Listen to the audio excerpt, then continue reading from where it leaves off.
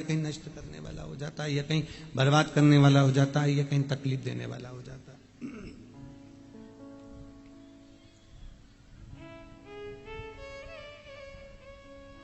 गुरु के पास जाओ, मना नहीं है। और हम ये कभी नहीं कहेंगे कि तुम किसको गुरु बनाओ या किस गुरु की शरण में जाओ, उससे मतलब नहीं।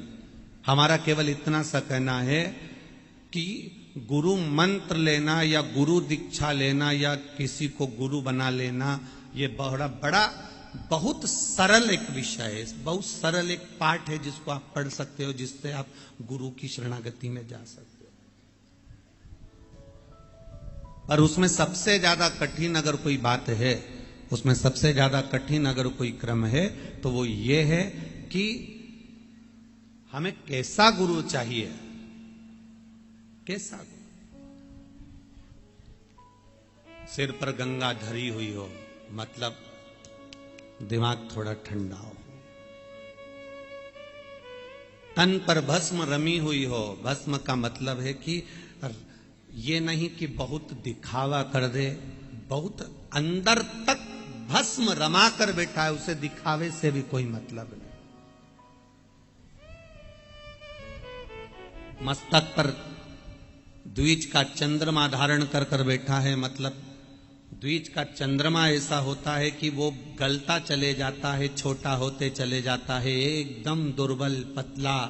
जब चंद्रमा को दुख हुआ तब उसने भगवान को पुकारा, और दूज का चंद्रमा था एकदम दुर्बल, एकदम पतला, एकदम जो पूर्ण गलने की ओर आ गया, तब शिव जी को पुकारा और शंकर जी ने उस दूज के चंद्रमा को अपने सिर पर धारण कर लिया, चंद्रमौली कहलाने लगे। गले में रुद्राक्ष की माला है, और वो रुद्राक्ष भी कौन? शंकर का स्वयं पुत्र, शिव का स्वयं स्वरूप, शंकर का अश्रु, शंकर के पुत्र, शिव का स्वरूप, शंकर का गण, शंकर का एक स्वरूप। क्योंकि विद्येश्वर संहिता में, शिव महापुराण में भगवान शंकर ने पार्वती जी से कहा, पार्वती इस रुद्राक्ष की मनके को, इस रुद्राक्ष की माला को, इस रुद्राक्ष को तुम सहज मत समझना, सरल मत समझना। दुनिया के लोग मुझे अगर ढूंढने के लिए जाएंगे तो कैलाश पर्वत तक आएंगे, कोई मुझे ढूंढने के लिए देवलोक तक चले जाएगा, कोई मुझे ढूंढने के लिए काशी तक चले जाएगा, कोई मुझे ढूंढने के लिए उज्जैनी तक चले जाएगा, कोई मुझे ढूंढने के लिए मल्लिकार्जुन सोमनाथ तक पहुंच जाएगा, कोई मुझे ढूंढने के लिए केदारनाथ तक आ जाएगा। पर सुनो पार्वती जी, जिसके गले में रुद्राक्ष का मन का पड़ा होगा, शंकर जी कहते हैं मुझे कहीं ढूंढने जाने की जरूरत नहीं, मैं वहीं पर प्राप्त हो जाता हूं। ये शिव तत्व है। यह घड़ी का शंकर का एक सुंदर संवाद है।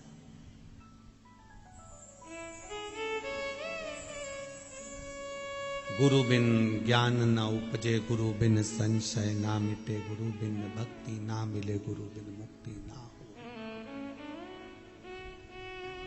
माता गुरु है, पिता गुरु है, शिक्षक गुरु है,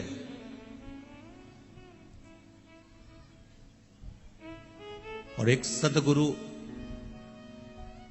जो तुमको ले जाकर परमात्मा की भक्ति में लगा दे, वो भी गुरु है। फैशन में बिल्कुल गुरु मंत्र मत लेना। गुरु पूर्णिमा उत्सव आ रहा है, लोग कहें कि साहब फैशन में गुरु मंत्र, अभी गुरु दीक्षा का काम है, तो चलो कोई भी गुरु जी के पास चलो, ने कान फूकी लो, ने कान फूक के ने गुरु मंत्र ले लो। ऐसा कान फूकवाने से कोई मतलब नहीं कि तुमने कहीं पर भी मंत्र लिया। दो तरह का सांप होता है। कितने तरह का सांप है? दो तरह का। एक सांप एकदम काला भुजंगा, डसे,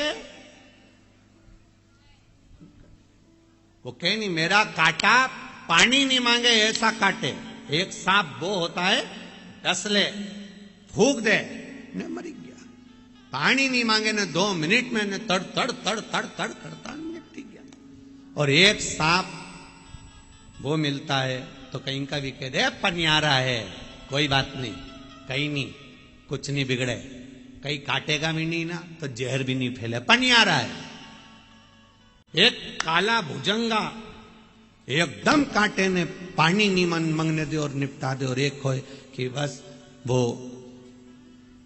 पनियारा सांप की तरह के पनियारा है, कुछ नहीं होगा, टेंशन मत लो, निकली जाएगा, चला जाएगा, और 10 भी लियाना तो कोई चिंता वाला बात नहीं है। उसी तरह गुरु भी दो तरह के होते हैं, एक काले भुजंगे सांप की तरह होते हैं, एक पनियारे की तरह होते हैं। एक गुरु वो होता है, एक बार दीक्षा देता है, एक बार मंत्र देता है, बेस बहुत ज्यादा है बाबा, एक बार दीक्षा देता है, एक बार मंत्र देता है, एक बार भगवान की भक्ति में डुबा देता है, एक बार गुरु मंत्र प्रदान कर देता है, एक बार भगवान की भक्ति में ले जाकर छोड़ देता है। बस उसके बाद गुरु को मालूम है, काला भुजंगा सांप की तरह जो गुरु है वो एक बार परमात्मा की शरणागति में लगा दिया, फिर गुरु सोचता है अब मेरा काम खत्म हो गया। सांप ने एक बार जहर दे दिया, अब मरने वाला मर रहा। गुरु ने एक बार मंत्र दे दिया, मंत्र देने के बाद उसको मालूम है अब मेरी जरूरत नहीं पड़ेगी, अब ये मंत्र काम कर जाएगा। जैसे सांप का जहर काम कर जाता है, व्यक्ति मर जाता है, गुरु ने जो मंत्र दिया वो काम करना चालू कर देता है, और वो मंत्र ऐसा काम कर देता है कि अंतिम समय में तर जाता है, वो मरता नहीं, प्राण छोड़कर परमात्मा का होता है। और एक पनियारा सांप की तरह होता है, एक पनियारे सांप की तरह गुरु होता है, जहर ही नहीं चढ़ता, मंत्र दे भी दिया तो मन नहीं करे कि अब मंदिर जाएं कि नहीं जाएं, क्योंकि आज का समय बड़ा विचित्र है। ढेर गुरुजी है, ढेर गुरुजी, जितना चेला जी उतना गुरुजी ढेर।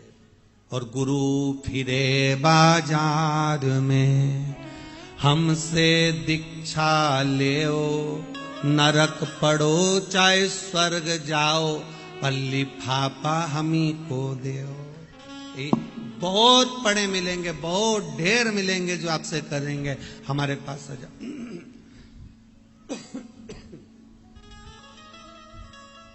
हमारे पास बेस ही बेस आ रहा है, पूरे पंडाल में गला बैठ रहा है बाबू। हमारे पास आ जाओ, हमारे पास पहुंच जाओ, हमारे पास पहुंच जाओ, ढेर मिलेंगे आपको, ढेर कहते रहे। पर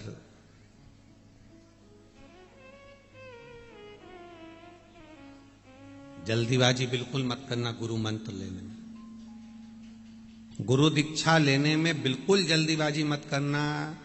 यह मत सोचना कि मेरा गुरु मंत्र नहीं हुआ तो इस साल कहीं का भी गुरु मिलेगा तो मंत्र ले लूंगा, ना ना, पानी पियो, छान, गुरु करो, 50 बार विचार करिए,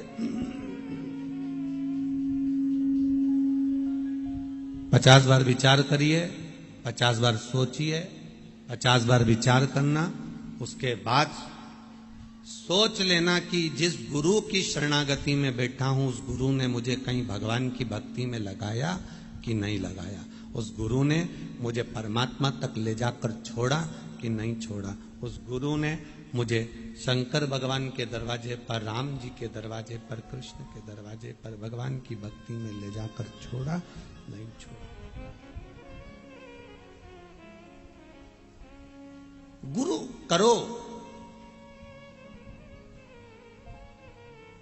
और प्रथम गुरु जो है तुम्हारी माता, उसका सम्मान करना चालू करो। दूसरा गुरु है पिता, उसका आदर करना चालू करो, जिसने सर्वस्व पूंजी तुम्हारे नाम कर रखी है। तीसरा गुरु है शिक्षक। एक शिक्षक, पढ़ाने वाला, अपने बच्चों को घर में छोड़कर तुम्हारा भाग्य बनाने का प्रयास करता है, वो शिक्षक कोई साधारण गुरु नहीं होता है।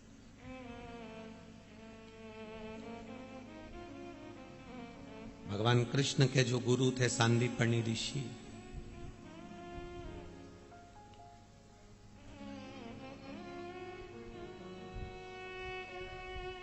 सब दूर विचार करा उन्होंने कि मैं ऐसी कोई भूमि मिल जाए जहां पर बैठकर मैं भगवान की अविरल भक्ति करूं। सांदीपनी ऋषि सब दूर गए, घूमे फिरे, कोई ऐसा स्थान मुझे मिल जाए जहां पर बैठकर मैं भगवान की अविरल भक्ति करूं, जहां बैठकर मैं भगवान का भजन करूं, जहां बैठकर मैं भगवत स्मरण करूं, ऐसी कोई जमीन, ऐसी कोई भूमि, ऐसा कोई स्थान मिल जाए। हम आपसे कहेंगे सारी दुनिया में बैठकर देख लेना, सारे तीर्थों में बैठकर देख लेना, और एक बार कुबेरेश्वर धाम के कंकर शंकर की उस भूमि पर बैठकर देख लेना, अंतर नजर आएगा आपको, आनंद आएगा आपको।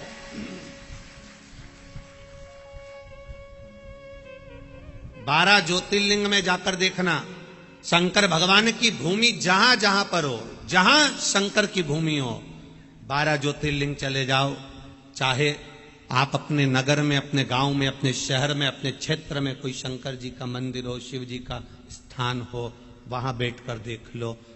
सारे मंदिरों में बैठकर देखना, सारी भूमि पर बैठकर देखना, सारे तीर्थों में बैठकर देखना, पर शंकर की भूमि पर, शंकर के धाम पर, शंकर की स्थान पर एक बार बैठकर देखना, आपको अलग एक अनुभव ऐसा होगा। सब जगह पर तुम जाओगे तो तुम्हारे शरीर में गर्मी का अनुभव होगा, पर शंकर के किसी भी मंदिर में जो कोने कोने में भी हो, उस मंदिर में जाकर बैठना, शीतलता का अनुभव होगा। जैसे गंगा शीतल कर रही है, जैसे गंगा स्वच्छ कर रही है, आनंद कर रही है।